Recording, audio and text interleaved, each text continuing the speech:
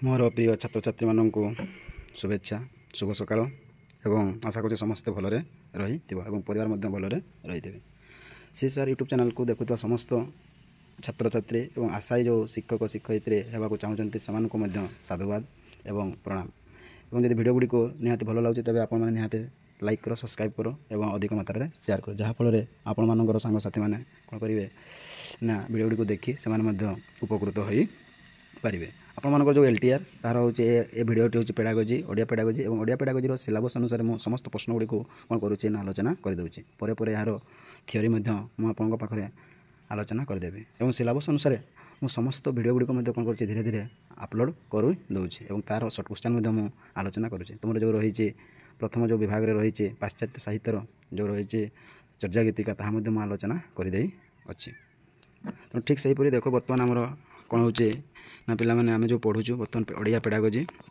Odia pedagogy दुईटी video upload कर दे सारे एवं चली तृतीय वीडियो तेणु सुंदर भाव में आपण मैंने शुणु थे दी थर कर जहाँफल निश्चय ओडिया पेडागोजी आपण मानकर भल नंबर रही देख बर्तमान आम कौन पढ़ा ना जो रही ना पेडागोजी ओडिया पेडागोजी प्रथम जो रही ना पठन कहीं अपरिहार्य पठन कहीं आम अपरिहार्य करें ना शुद्ध भाषा और उन्नत शैली शिक्षा निमित्त तापर 2 नंबर कौन कौन देखा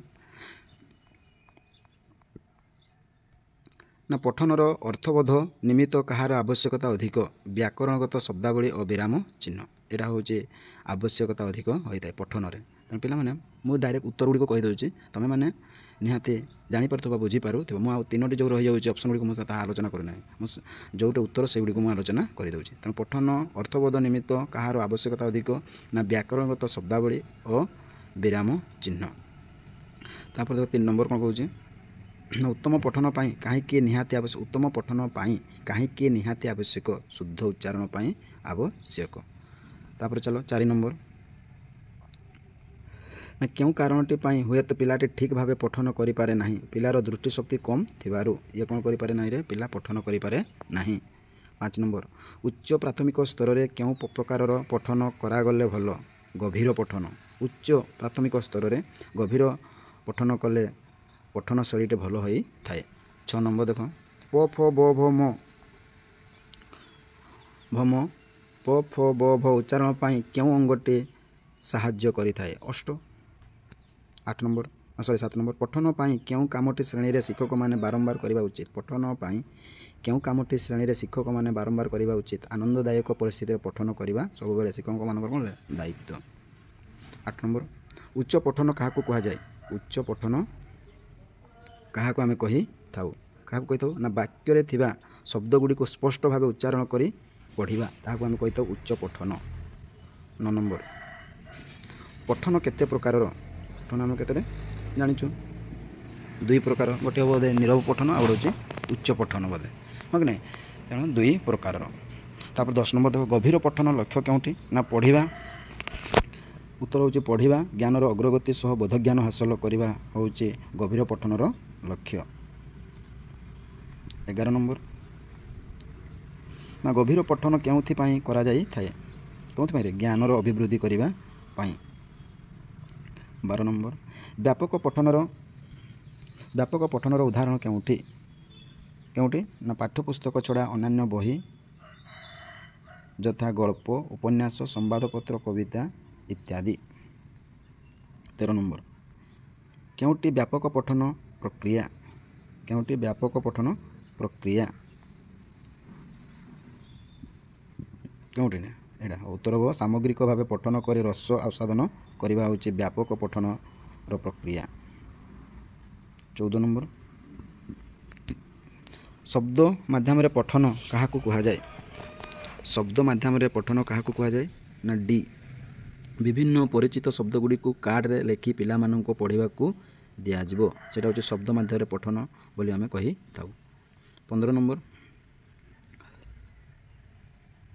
नीरव पठन भाषा ज्ञान वृद्धि कहीं आवश्यक नीरव पठन भाषा ज्ञान वृद्धि कहीं आवश्यक ना कम समय मध्य अर्थबोध हो थाए 16 नंबर क्यों पठन पंथाटी आनंददायक पठन नुहे कौटा अक्षर उपर गुरुत्व दे पठन करे हूँ आनंददायक नुहे तापर चलो 17 नंबर व्यापक पठनर विकास शिक्षक क्यों କାମଟି କରିବେ ଏଇଟା ଭେରି ଭେରି ଇମ୍ପୋର୍ଟାଣ୍ଟ ପିଲାମାନେ ବ୍ୟାପକ ପଠନର ବିକାଶ ପାଇଁ ଶିକ୍ଷକ କେଉଁ କାମଟି କରିବେ ଅର୍ଥାତ୍ ହେଉଛି ପିଲାଙ୍କ ରୁଚି ଉପରେ ଗୁରୁତ୍ୱ ଦେଇ ପିଲାଙ୍କୁ ଅନ୍ୟାନ୍ୟ ବହି ଲେଖା ପଢ଼ିବା ପାଇଁ କହିବା ଏଇଟା ହେଉଛି ପଠନର ନା ବ୍ୟାପକ ପଠନର ଲକ୍ଷ୍ୟ ବା ବିକାଶ। 18 ନମ୍ବର ବର୍ଣ୍ଣାନୁକ୍ରମିକ ପଦ୍ଧତି କାହାକୁ କୁହାଯାଏ ବର୍ଣ୍ଣରୁ ସେହି ବର୍ଣ୍ଣ ଚିହ୍ନଟ କରିବା ତାହାକୁ ଆମେ କହିଥାଉ। 19 ନମ୍ବର ନା ଉଚ୍ଚାରଣ ବେଳେ ଆମେ କାହା ଉପରେ ଗୁରୁତ୍ୱ ଦେବା ସ୍ପଷ୍ଟ ଉଚ୍ଚାରଣ ଆମେ ଗୁରୁତ୍ୱ ଦେଇଥାଉ। 20 ନମ୍ବର ନିରବ ପଠନରେ ପାଠକ କ'ଣ କରିଥାଏ ଉଚ୍ଚାରଣ ନ କରି ମନେ ମନେ ପଢ଼ିବା ଏଇଟା ବୁଝିପାରୁଥିବ। ତାପରେ ଦେଖ 20 ନମ୍ବର ନିରବ ପଠନ କେଉଁଥିପାଇଁ ଆବଶ୍ୟକ ଅର୍ଥବୋଧ ପାଇଁ ଏଇଟା ଭେରି ଭେରି ଇମ୍ପୋର୍ଟାଣ୍ଟ ପିଲାମାନେ ମନେ ରଖିଥାଉ। ନିରବ ପଠନ କେଉଁଥିପାଇଁ ଆବଶ୍ୟକ ନା ଅର୍ଥବୋଧ ପାଇଁ ଆମେ କ'ଣ କରିଥାଉ ନିରବ ପଠନ କରିଥାଉ। 22 ନମ୍ବର ନିରବ ପଠନର ଆବଶ୍ୟକତା କେଉଁଠି ଅଧିକ ଦେଖାଯାଏ ନା ପାଠାଗାରରେ ଲାଇବ୍ରେରୀ ପାଠାଗାରରେ ଆମେ କ'ଣ କରିଥାଉ ନିରବ ଭାବରେ ଆମେ କ'ଣ କରିଥାଉ ପାଠ ପଢ଼ିଥାଉ। ତାପରେ ଦେଖ 23 ନମ୍ବର କେଉଁ କାରଣଟି ବନାନ ଅଶୁଦ୍ଧିର କାରଣ ହୋଇପାରେ କେଉଁ କାରଣଟି ବନାନ ଅଶୁଦ୍ଧିର କାରଣ ହୋଇପାରେ ନା ବାକ୍ ଯନ୍ତ୍ରରେ ଦୋଷ ଆମ ଯେଉଁ ମୁଖ ନିଃସୃତରେ ଯେଉଁ ଭିତରରେ ଅଛି ତାହାକୁ ଆମେ କ'ଣ କରିଥାଉ ବାକ୍ ଯନ୍ତ୍ର ଏଇ ବାକ୍ ଯନ୍ତ୍ରରେ ଆମର କ'ଣ ହେଇଥାଏ ନା ଆମେ ବନାନର ଅଶୁଦ୍ଧି ଆମର ନିଗୃହୀତ ହୋଇଥାଏ। ତାପରେ ଦେଖ 24 ନମ୍ବର କ'ଣ କହୁଛି 24 ନମ୍ବର ତଳ ଶ୍ରେଣୀରେ ବନାନ ଅଶୁଦ୍ଧି ଦୂର ପାଇଁ ଶିକ୍ଷକ କ'ଣ କରିବେ ନାହିଁ ପିଲାଙ୍କୁ ବନାନ ଅଶୁଦ୍ଧି ପାଇଁ ଶାସ୍ତି ଦେବେ ନାହିଁ ଏଇଟା କଦାପି କରିବେ ନାହିଁ। ତାପରେ ଦେଖ 25 ନମ୍ବର ବାରମ୍ବାର ଭୁଲ କରୁଥିବା ଶବ୍ଦ ଗୁଡ଼ିକର ନିରାକରଣ କରିବା ପାଇଁ ଶିକ୍ଷକ କ'ଣ କରିବା ଉଚିତ ଆନନ୍ଦଦାୟକ ପରିସ୍ଥିତିରେ ଶବ୍ଦଗୁଡ଼ିକ ପଠନ ପାଇଁ ସୁଯୋଗ ଏଇଟା ହେଉଛି ଶିକ୍ଷକଙ୍କର ଉଚିତ ନିରାକରଣର ଉଚିତ। ତାପରେ 26 ଲିଖନ କାହାକୁ କୁହାଯାଏ ଅନ୍ୟମାନେ ବୁଝିପାରିଲା ପରି ଭାଷାରେ ନିଜେ ଲେଖିବା ଲିଖନ କାହାକୁ କୁହାଯାଏ ନା ଅନ୍ୟମାନେ ବୁଝିପାରିଲା ପରି ଭାଷାରେ ନିଜେ ଲେଖିବା ତାହାକୁ ଆମେ କହିଥାଉ ଲିଖନ ପ୍ରଣାଳୀ ବା ଲିଖନ ଶୈଳୀ। 27 ନମ୍ବର କେଉଁ କଥାଟି ଲେଖାରେ ରହିବା ଉଚିତ ନୁହେଁ ଲେଖାରେ ଜଟିଳତା ଏଇଟା ରହିବା ଉଚିତ ନୁହେଁ। ଲିଖନ ଶିଖାଇବା ପୂର୍ବରୁ ପିଲାମାନେ କାହା ସହ ପରିଚୟ ହେବେ ଲିଖନର ଆରମ୍ଭ ଓ ଶେଷ ଏଇଟା ଲିଖନର ଆରମ୍ଭ ଓ ଶେଷରେ ତାଙ୍କର କ'ଣ ହେଇଥିବ ପରିଚୟ ହେବେ ଏଇଟା ଭେରି ଭେରି ଇମ୍ପୋର୍ଟାଣ୍ଟ ପିଲାମାନେ ଲିଖନ ଶିଖାଇବା ପୂର୍ବରୁ ଗୋଟେ ପିଲାକୁ ଧରି ଯେତେବେଳେ ତୁମେ କ'ଣ ଲିଖନ ଶିଖାଇବା ପୂର୍ବରୁ ପିଲାମାନେ କାହା ସହ ପରିଚୟ ଦେବେ ନା ଲିଖନର ଆରମ୍ଭ ଓ ଶେଷ। ତାପରେ ହେଉଛି 29 ନମ୍ବର କେତୋଟି ମୌଳିକ ରେଖାର ଆବଶ୍ୟକତା ଲିଖନ ପାଇଁ ରହିଛି କେତୋଟିରେ 9ଟି କେତୋଟି ମୌଳିକ ରେଖାର ଆବଶ୍ୟକତା ଲିଖନ ପାଇଁ ରହିଛି ନା 9ଟି ଏବଂ ମୌଳିକ ଲେଖା ଗୁଡ଼ିକ 9ଟି କ'ଣ କ'ଣ ତାହା ତୁମମାନଙ୍କୁ ଟାସ୍କ ଦେଲେ ତୁମେ ସେଇ କ'ଣ କରିବ ମୋର କମେଣ୍ଟରେ ତାହା ଲେଖିବ ଯେଉଁ ମୌଳିକ ରେଖାର ଆବଶ୍ୟକତା ପାଇଁ ଯେଉଁ 9ଟି କହୁଛି ସେ 9ଟି କ'ଣ କ'ଣ। ତାପରେ 30 ନମ୍ବର ଦେଖ ନା ଓଡ଼ିଆ ଲିପି ଦେଖିବାକୁ କିପରି ବର୍ତ୍ତୁଳାକାର ହଁ କି ନାହିଁ ଓଡ଼ିଆ ଭାଷା ଯେତେବେଳେ ଉନ୍ନତ ବିକାଶ ସେଠି ମଧ୍ୟ ତୁମେ ପଢ଼ିଥିବ ଏଠି ଦେଖ ଏଠି ମଧ୍ୟ ତୁମକୁ ପେଡାଗୋଜିରେ ଦେଇଛି ଯେ ଓଡ଼ିଆ ଲିପି ଦେଖିବାକୁ କିପରି ନା ବର୍ତ୍ତୁଳାକାର ପରି ଅର୍ଥାତ୍ ଗୋଲ ହଁ କି ନାହିଁ। ତାପରେ 31 କ'ଣ କ୍ୱେଶ୍ଚନ୍ କହୁଛି 31 କ'ଣ କହୁଛି ଦେଖ ନା ଲିଖନ ଶିଖିବା ପୂର୍ବରୁ କ'ଣ ଶିଖାଇବା ନିହାତି ଜରୁରୀ ପ୍ରାକ୍ ଲିଖନ ଉତ୍ତରଟା କ'ଣ ପ୍ରାକ୍ ଲିଖନ ଲିଖନ ଶିଖାଇବା ପୂର୍ବରୁ କ'ଣ ଶିଖାଇବା ନିହାତି ଜରୁରୀ ନା ପ୍ରାକ୍ ଲିଖନ। ତାପରେ ଚାଲ 32 ନମ୍ବର ନା ଅତିରିକ୍ତ ସାହିତ୍ୟର ଉଦ୍ଦେଶ୍ୟ କେଉଁଠି ଅଳ୍ପ ସମୟ ମଧ୍ୟରେ ସାର କଥା ବୁଝିବା ଏଇଟା ହେଉଛି ଅତିରିକ୍ତ ସାହିତ୍ୟର ଉଦ୍ଦେଶ୍ୟ। ତାପରେ 33 ନମ୍ବର ନା ଅତିରିକ୍ତ ସାହିତ୍ୟ ପାଇଁ ଯେଉଁ ପ୍ରକାରର ପଦ୍ଧତି ଗ୍ରହଣ କରାଯାଇଥାଏ ତାହା କ'ଣ ଗଦ୍ୟ ସାହିତ୍ୟର ବ୍ୟବହାର କରାଯାଉଥିବା ପଦ୍ଧତି ଏହାକୁ ଆମେ ବୁଝିଥାଉ। 34 ନମ୍ବର ନା ଅତିରିକ୍ତ ପାଠର ପଠନ ପାଇଁ କେଉଁ ପଠନଟି ଶ୍ରେୟସ୍କର ଅର୍ଥାତ୍ ହେଉଛି ନିରବ। 35 ଅତିରିକ୍ତ ପାଠଦାନ ବେଳେ ଶିକ୍ଷକ କ'ଣ କରିବା ଦରକାର ନାହିଁ କ'ଣ କରିବା ଦରକାର ନା କଠିନ ଶବ୍ଦାନୁଶୀଳନ କରିବା ନାହିଁ ଯେତେବେଳେ ତୁମେ ଅତିରିକ୍ତ ପାଠଦାନ ଯେତେବେଳେ ଦେଉଛ ସେତେବେଳେ ତୁମେ କ'ଣ କରିବ ନା କଠିନ ଶବ୍ଦାନୁଶୀଳନ କରିବା ଉଚିତ ନୁହେଁ। 36 ନମ୍ବର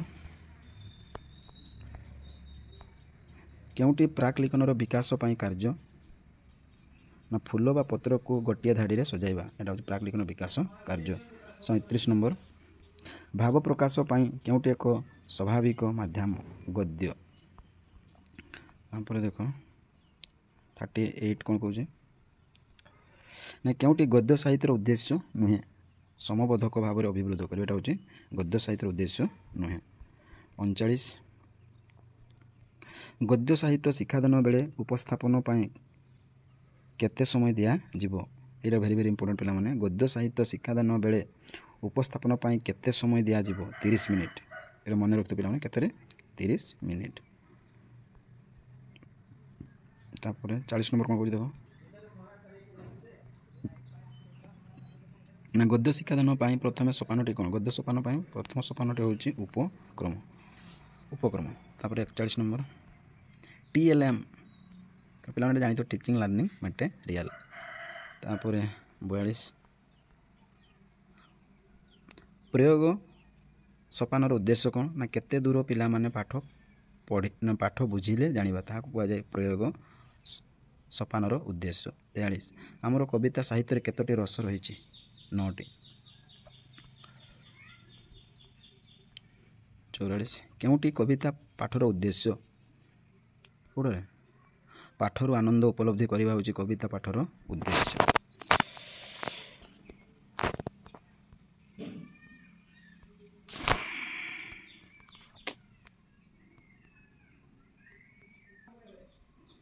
ନା 45 ନମ୍ବର କ'ଣ କହୁଛି ନା କବିତାରେ ଥିବା କେଉଁ ସୋପାନରେ ଅତି ଗୁରୁତ୍ୱପୂର୍ଣ୍ଣ? କବିତାରେ ଥିବା କେଉଁ ସୋପାନରେ ଅତି ଗୁରୁତ୍ୱପୂର୍ଣ୍ଣ? ନା ଅର୍ଥାତ୍ ଭାବ ରସବୋଧକ ଭାବ ଉନ୍ମୋଚନ। ତାପରେ 46 ନମ୍ବର ଉଚ୍ଚ ପ୍ରାଥମିକ ସ୍ତରରେ ଲିଖନର ଉପଯୁକ୍ତ ବିକାଶ ହେଲା ବୋଲି କିପରି ଜାଣିବା? ନା ଯେତେବେଳେ ପିଲା ନିଜ ମନରୁ ରଚନା ବା ଅନୁଚ୍ଛେଦ ଲେଖିପାରିବ, ତାହାକୁ ଆମେ ଜାଣିପାରିବା ଯେ ଏହା ହେଉଛି ଉପଯୁକ୍ତ ବିକାଶ ଉଚ୍ଚ ପ୍ରାଥମିକ ପାଇଁ। 47 ନମ୍ବର ରଚନା କେତେ ପ୍ରକାରର? ରଚନା ହେଉଛି 2 ପ୍ରକାରର।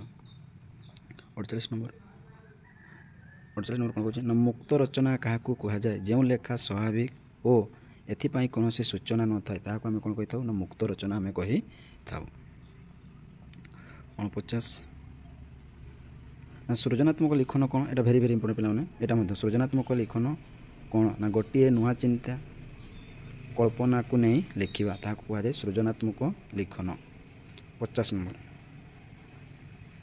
ତାତ୍ତ୍ୱିକ ବ୍ୟାକରଣ କେଉଁ ଶ୍ରେଣୀ ପିଲାଙ୍କ ପାଇଁ? ତାତ୍ତ୍ୱିକ ବ୍ୟାକରଣ ଅର୍ଥାତ୍ ହେଉଛି ଏହା ସାଧାରଣତଃ ଉପର ଶ୍ରେଣୀ ପାଇଁ ଉଦ୍ଦିଷ୍ଟ। ତାପରେ ବ୍ୟବହାରିକ ବ୍ୟାକରଣ କ'ଣ? ଏଇଟା ମଧ୍ୟ ଭେରି ଭେରି ଇମ୍ପୋର୍ଟାଣ୍ଟ। ଏହା ହେଉଛି ପ୍ରୟୋଗାତ୍ମକ। ତାପରେ 52 ନମ୍ବର ବ୍ୟାକରଣ ଶିକ୍ଷାରେ ପାଠ୍ୟପୁସ୍ତକ ପ୍ରଣାଳୀ କହିଲେ ଆମେ କ'ଣ ବୁଝୁ?